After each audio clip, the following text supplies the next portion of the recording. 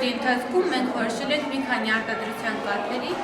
որակը, որպեսզի հետո կարողանանք օգտագործել պահերի արտադրության մեջ։ Մեզ անհրաժեշտ են հետևել գործիքները՝ չափագլան, կշեռք եւ պետք է իմանանք խտության բանաձևը։ Երբ մենք արդեն հաշվենք խտությունը, կհամեմատենք մեզ հայտնի ապաստատների հետ եւ կհասկանանք արդյոք մաքուր է կաթը թե ոչ։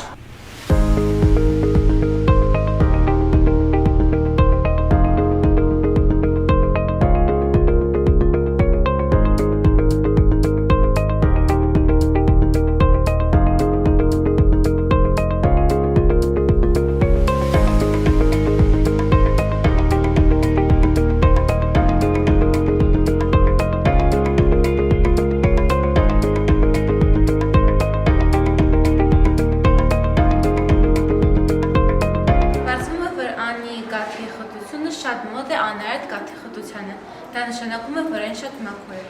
Մենք պատրաստենք պանիր հենց այդ կաթով։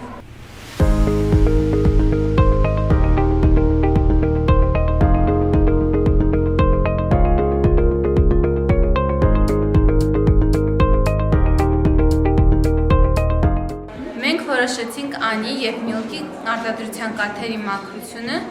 խտության միջոցով և պարզվեց, որ անին ավելի մաքուր է։